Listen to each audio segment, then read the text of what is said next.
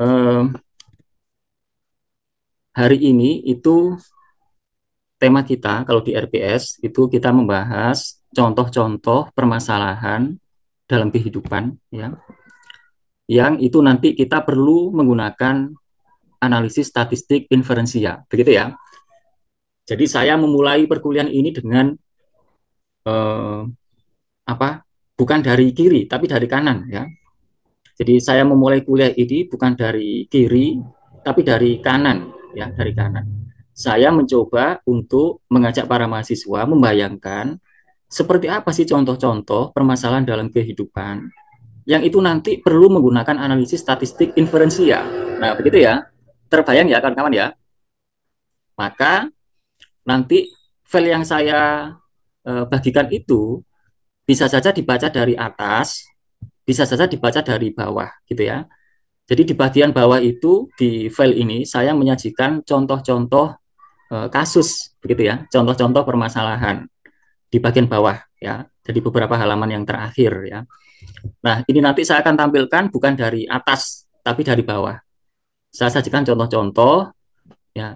Tapi nanti setelah contoh-contoh itu kita lalu menjadi mengerti, oh ternyata begitu contoh-contoh masalahnya yang nanti pada akhirnya kita perlu menggunakan pendekatan statistika inferensial. Nah, begitu ya.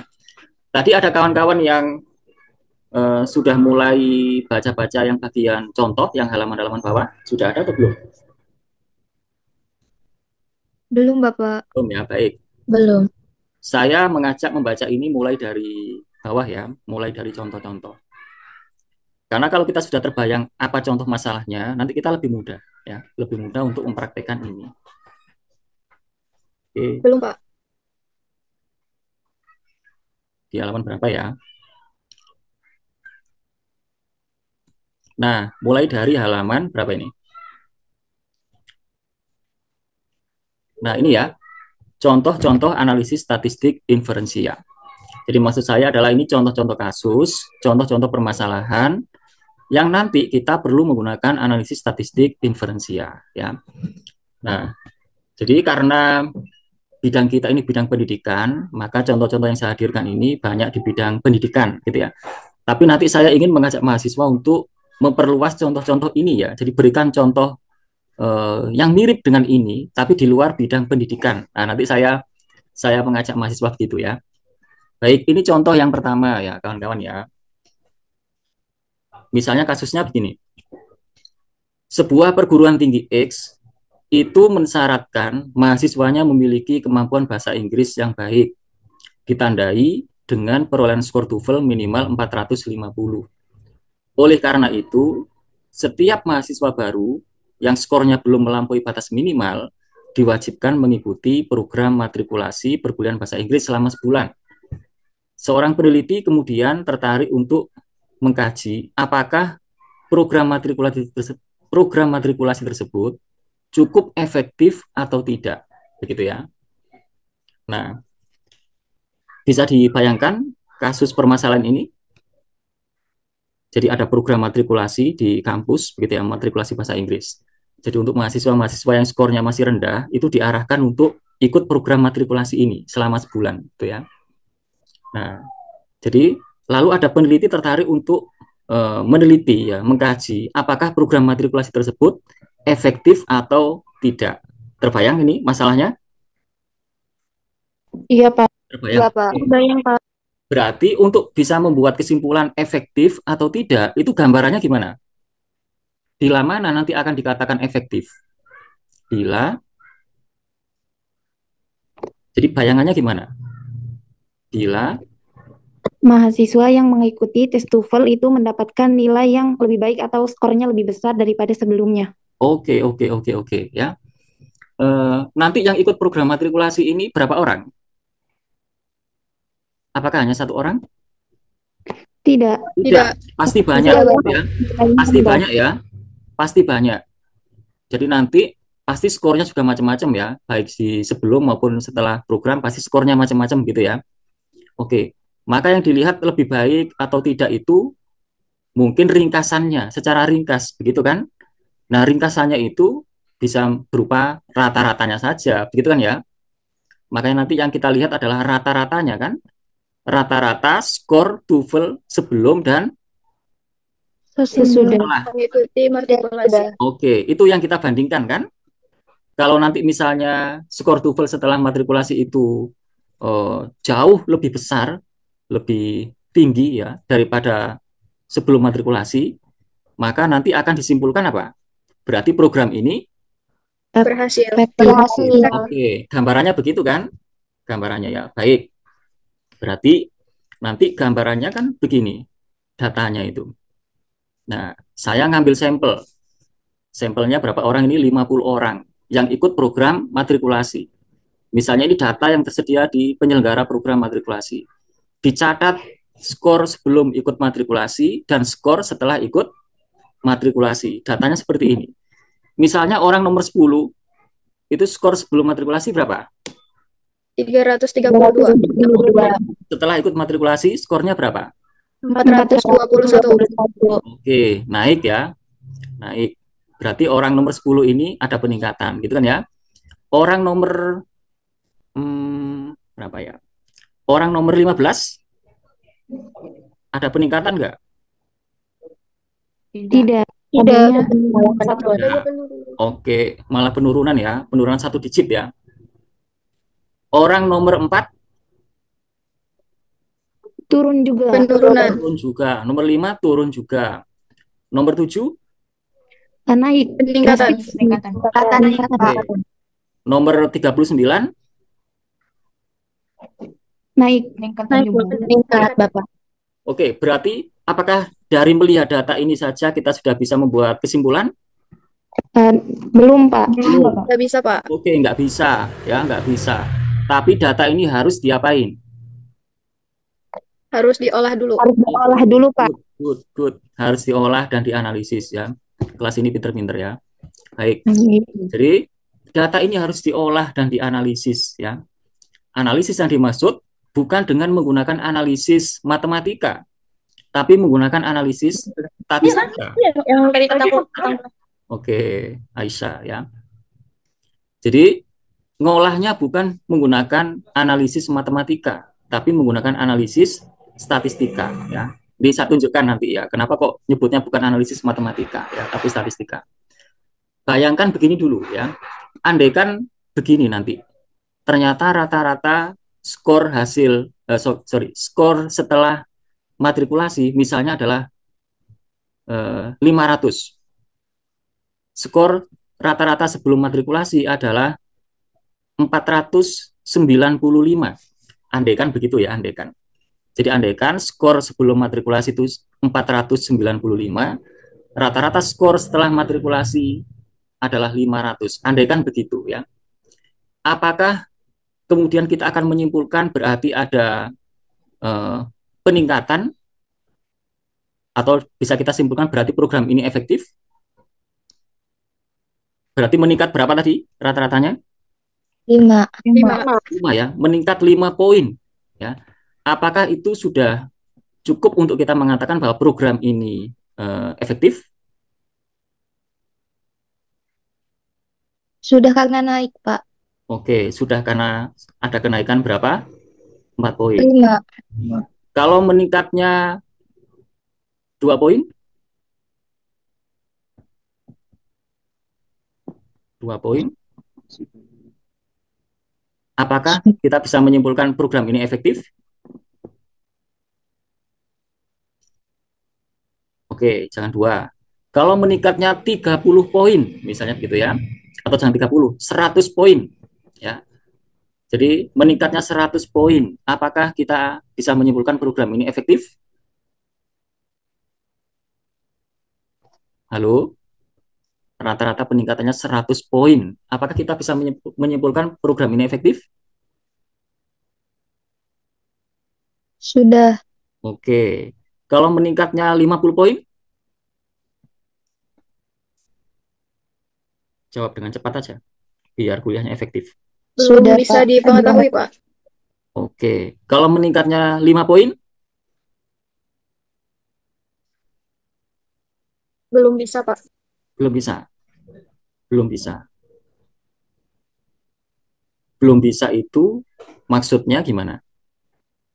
Kita belum bisa membuat kesimpulan ya. Maksudnya tidak hanya serta-merta melihat rata-rata itu ya, angka itu ya. Begitu ya? Iya, Pak. Oke. Jadi secara matematik 495 dan 500 itu berbeda. Betul nggak?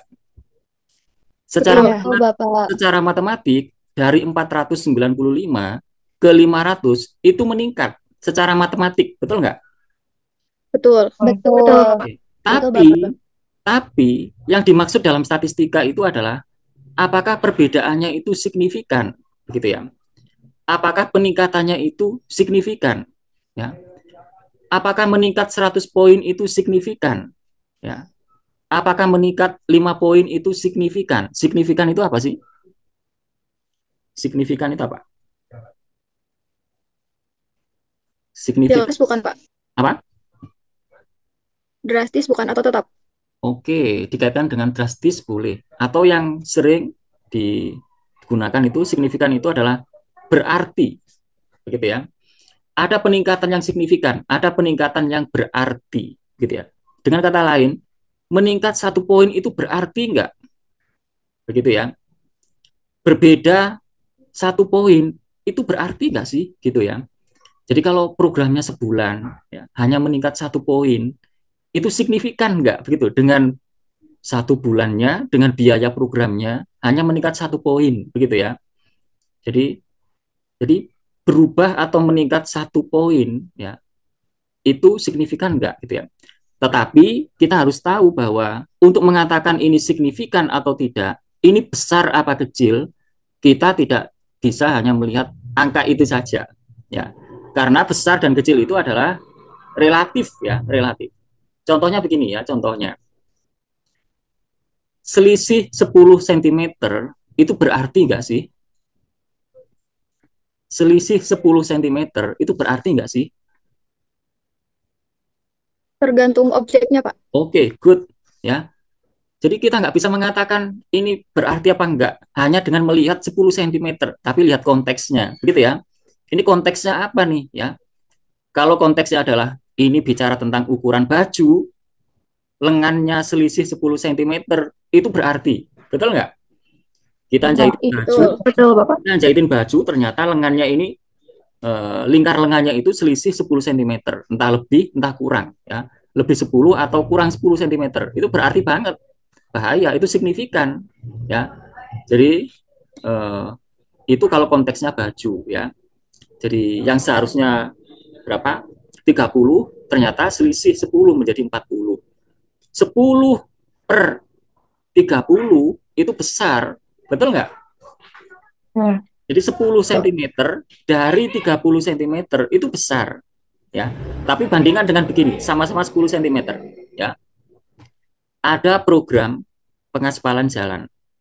Targetnya adalah 500 km panjangnya, panjang aspal jalan ini.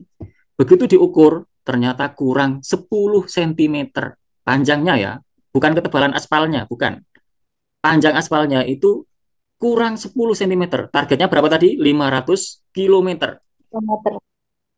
Maka kurang 10 cm itu berarti enggak? Enggak. Tidak Berarti. Betul enggak? Tidak berarti. Tapi kalau bicara ketebalannya, berarti. Betul enggak? Aspal harusnya ketebalannya Betul. adalah 30 cm harusnya aspalnya. Tapi kurang 10 cm. Bahaya itu. Itu berarti. Maka untuk melihat ini ada perubahan signifikan atau tidak, kita tidak cukup hanya melihat angka secara matematik itu saja. Betul nggak? Tapi harus melalui analisis statistika, ya, bukan matematika, tapi statistika, ya. Jadi secara matematika 495 dan 500 itu berbeda. Tapi secara statistika yang ditanyakan itu apakah perbedaannya signifikan atau tidak. Nah, begitu ya. Maka uji signifikansinya itu melalui pengujian statistik, ya, atau statistika, ya. Baik. Jadi berarti sudah mulai bisa dipahami ya, halo ya. Baik. Maka nanti yang seperti ini nggak boleh kita menjawab permasalahan ini dengan nyari rata-ratanya ini, ya rata-rata pre, rata-rata post, lalu ada peningkatan, ya berapapun peningkatannya, lalu kita simpulkan efektif, tidak boleh begitu, tapi kita lakukan analisis statistik inferensi. Nanti kita menggunakan uji T berpasangan atau paired t-test. Tapi di pertemuan pertama ini saya nggak membahas tentang detailnya dulu, nggak ya, tapi hanya permasalahan-permasalahannya dulu aja ya. Jadi nanti kita juga akan belajar ini nih, pakai uji T berpasangan ya. Nanti kalau pakai SPSS langkah-langkahnya begini, outputnya begini, nanti interpretasinya begini. Nanti cara membacanya nanti, bukan hari ini. Saya hanya memperkenalkan contoh-contoh masalahnya dulu aja. Gitu ya. Halo ya. Oke. Iya, Pak. Yang penting kita tahu gambarannya dulu masalah-masalah dalam kehidupannya. Baik. Sekarang kasus yang kedua ya. Kasus yang pertama tadi gimana? Membandingkan antara sebelum dan setelah. Begitu ya. Jadi Iya, Pak. yang pertama itu kasusnya membandingkan rata-rata sebelum dan setelah. Ya. Sekarang kasus yang kedua. Ditemukan sebuah metode baru untuk pembelajaran bahasa Inggris. Namanya adalah metode AHA. Ya. Metode ini diharapkan dapat memudahkan siswa dalam menguasai keterampilan bahasa Inggris. Seorang peneliti kemudian ingin menguji efektivitas metode baru tersebut. Apakah efeknya lebih baik daripada metode yang telah ada sebelumnya? Ataukah sama saja? Terbayang? Terbayang ya? Kalau contoh yang pertama itu membandingkan sebelum dan setelah. Sebelum dan setelah itu bisa sebelum penerapan metode A dan setelah penerapan metode A ya. Kalau yang ini apa ini? Membandingkan Efektivitas. Loh. Kalau mau dilanjutin gimana? Membandingkan penguasaan keterampilan bahasa Inggris. Apakah efeknya lebih baik pada metode yang telah ada sebelumnya atau sama saja? Oke. Maksud saya, kalau tadi kan yang pertama itu membandingkan dua kelompok berpasangan ya, sebelum dan setelah. Ya. Yang tadi itu yang pertama itu dua kelompok juga, tapi itu kelompok yang berpasangan ya, sebelum dan setelah, gitu kan ya. Itu sebenarnya satu orang yang sama ya, satu kelompok gitu ya. Tapi datanya kan dua ya, sebelum dan setelah. Kalau yang ini membandingkan dua kelompok yang berbeda, gitu kan? Kalau yang tadi Pak. Tadi kan hanya satu kelompok kan, yaitu kelompok apa? Kelompok mahasiswa yang mengikuti program matrikulasi, gitu aja kan? Iya, Pak. Datanya dua kolom itu kan karena sebelum dan setelah, gitu aja kan? Oke, kalau yang ini kelompoknya ada dua kelompok yang berbeda. Jadi ini membandingkan dua kelompok yang berbeda, ya. Yang satu diajar menggunakan metode AHA, satunya lagi diajar menggunakan metode sebelum metode konvensional, gitu ya. Jadi datanya ada dua kolom nanti. Jadi data yang pertama itu, kolom yang pertama itu adalah kolom hasil belajar mahasiswa yang diajar menggunakan metode AHA. Kolom yang satunya itu adalah kolom hasil belajar mahasiswa yang belajar menggunakan metode konvensional. Gitu ya. Terbayang ya? Halo? Terbayang, Pak. Bapak. Oke. Jadi ada dua metode dibandingkan ya. Dua kelompok ini dua kelompok yang berbeda. Jadi nanti kalau penelitian kita begini, misalnya kita skripsinya begini ya, ada metode pembelajaran di matematika, metode baru apa begitu, sebut aja misalnya metode apa, metode kuantum misalnya begitu ya. Saya ingin menguji cobakan apakah metode kuantum ini lebih efektif untuk belajar daripada metode sebelumnya. Berarti saya perlu dua kelas untuk percobaan gitu ya, dua kelompok. Saya perlu dua kelompok siswa yang bisa dijadikan sebagai percobaan.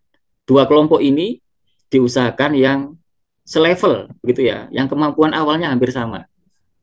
Jangan sampai nanti ternyata kemampuan awalnya sudah beda, jangan. Tapi yang kemampuan awalnya hampir sama, lalu nanti diajar menggunakan metode yang berbeda, lalu hasilnya dibandingkan, gitu ya. Kalau nanti ada perbedaan yang signifikan, berarti salah satu metode lebih efektif dari metode lainnya, begitu ya. Prinsipnya sama, nanti cara menyimpulkannya tidak boleh hanya langsung melihat rata-ratanya secara matematik, tapi harus melalui pengujian secara apa tadi? Signifikan. Oke, statistik. Nah, begitu ya. Untuk melihat apakah perbedaannya itu signifikan atau tidak. Begitu ya. Halo? Halo Iya. Bapak. Pak, Jadi contoh datanya gambarannya begini kan. Ada dua kelompok, kelompok konvensional dan kelompok AH. Masing-masing kelompok ada 30 orang. Begitu ya. Ini 30 orang kan? Dicatat hasilnya ya. Lalu nanti apa? Teknik analisis statistiknya nanti pakai uji T independen. Gitu ya. Yang tadi apa? T berpasangan. Karena datanya berpasangan kan sebelum dan setelah. Kalau yang ini dua kelompok ini kan saling bebas, begitu ya. Maka nanti pakai uji T independen. Nanti kalau pakai SPSS langkah-langkahnya begini. Klik analyze, klik confirming, klik independent sample t-test, lalu muncul outputnya, lalu bagaimana contoh interpretasinya kayak begini. Sudah saya tulis detail ya. Nanti kawan-kawan membaca ini lebih dulu, lalu pertemuan berikutnya kita lebih enak cara belajarnya ya. Ini contohnya detail kok ya, cara bacanya. Nah begitu, ini nggak kita bahas hari ini. Jadi contoh yang kedua tadi itu berarti membandingkan dua kelompok saling bebas. Begitu ya, membandingkan misalnya membandingkan metode A dengan metode B ya, membandingkan alat peraga A dengan alat peraga B, membandingkan modul A dengan modul B ya. Begitu kan ya gambarannya? iya Membandingkan Pak. membandingkan efektivitas kurikulum A dengan kurikulum B. Nah, bisa begitu ya. Yang jelas yang kita bandingkan harus setara. Kalau kurikulum ya dibandingkan dengan kurikulum. Alat peraga dibandingkan dengan alat peraga ya. Pendekatan pembelajaran dibandingkan dengan pendekatan pembelajaran ya.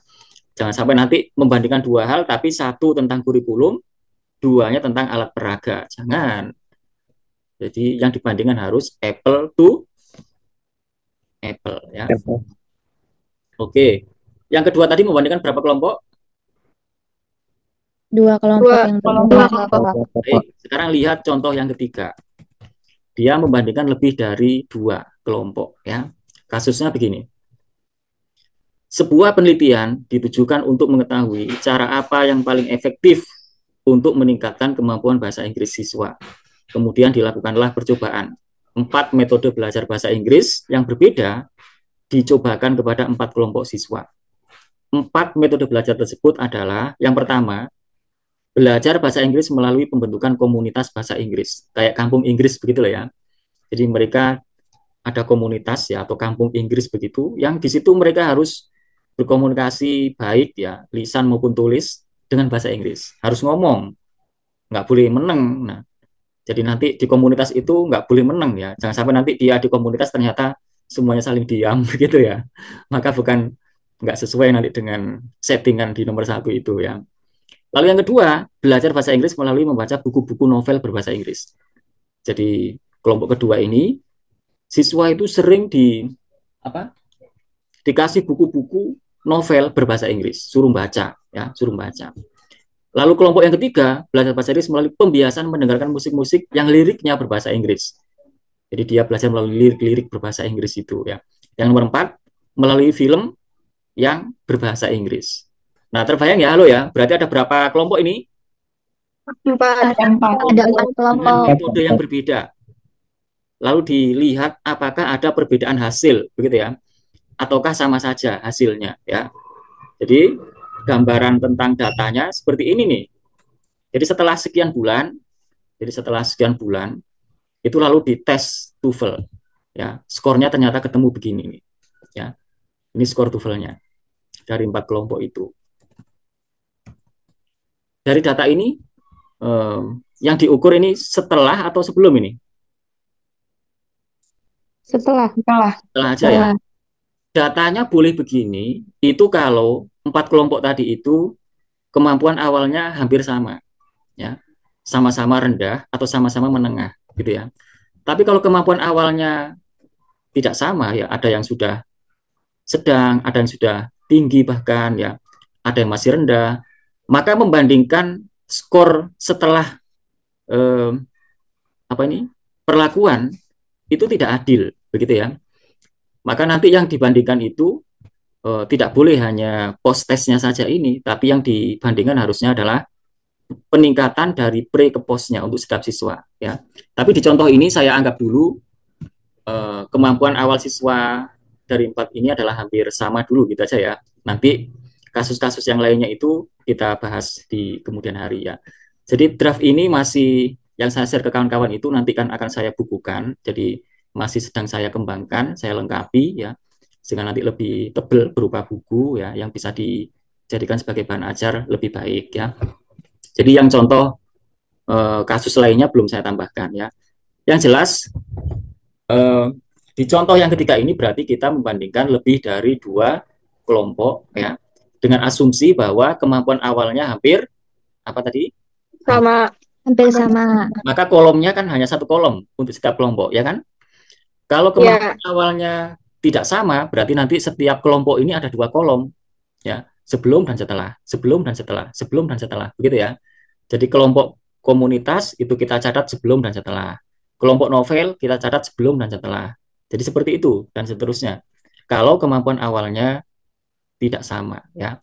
Kalau ini asumsinya sama, contoh yang lebih sederhana ya. Baik, nanti analisisnya menggunakan ANOVA ya.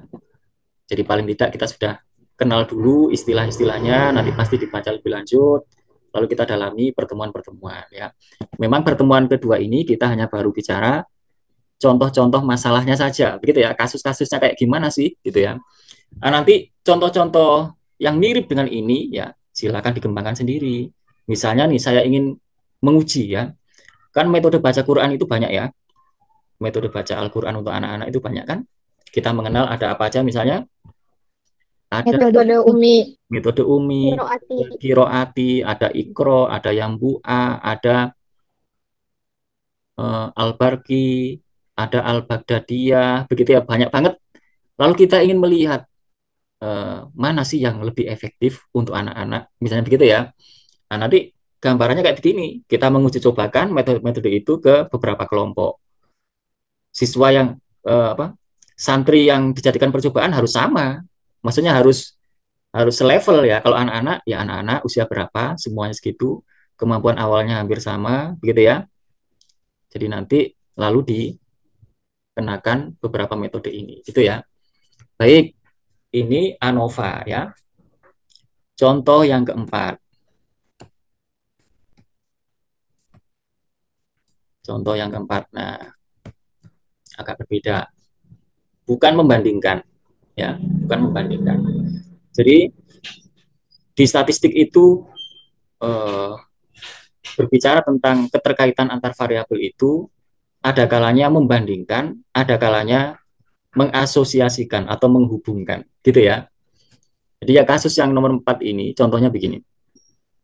Secara teoritik, keberhasilan belajar siswa salah satunya adalah ditentukan oleh motivasi belajarnya. Seorang peneliti tertarik untuk mempelajari hubungan kedua variabel tersebut. Ini bukan membandingkan kan ya, betul nggak? Jadi mempelajari hubungan kedua variabel tersebut. Variabel hasil belajar diukur melalui tes hasil belajar, sementara motivasi berprestasi siswa diukur melalui skala motivasi. Ya. Jadi tujuan penelitian ini adalah menemukan atau mempelajari kekuatan hubungan antara variabel motivasi dengan variabel hasil belajar. Ya. Nanti datanya kayak begini nih. Ini ada berapa siswa yang dijadikan sampel? 50. 50. 50, Pak. Jadi ada 50. Murid yang nomor 10 itu adalah motivasi belajarnya pada level 102. Skor hasil belajarnya 70 gitu ya. Dan seterusnya sampai orang ke 50 dicatat hasilnya seperti itu.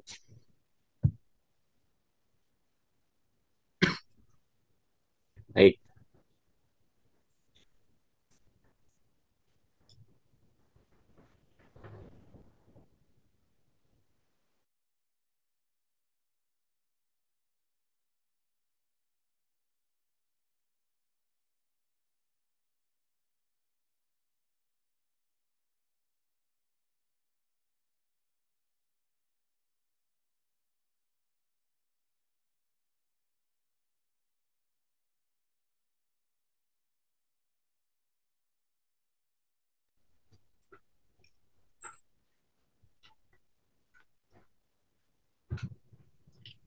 Nah, baik. Ini seperti ini ya. Oke.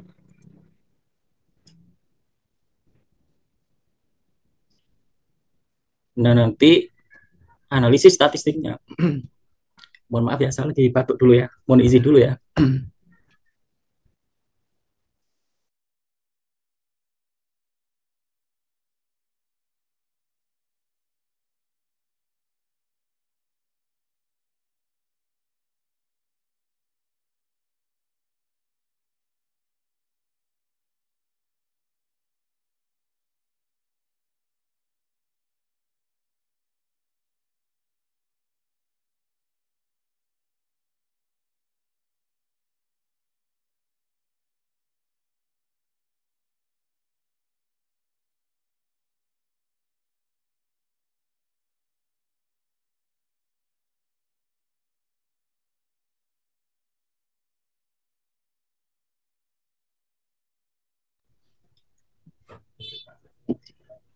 Ya, baik ya.